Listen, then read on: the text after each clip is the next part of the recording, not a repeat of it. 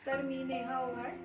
मी Rishabhanatha Kondekar सरांकडे career गायडन्ससाठी आले होते.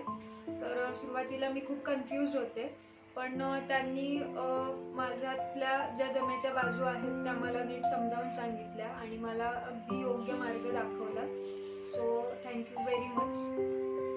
Aura scanning सुरुवातीला त्यांनी मला करायला सांगितलं. माझा जो ऑरा आहे ते बघून त्यांनी मला काही गोष्टी करायला सांगितल्या आणि आता मी त्या करून बघणार आहे.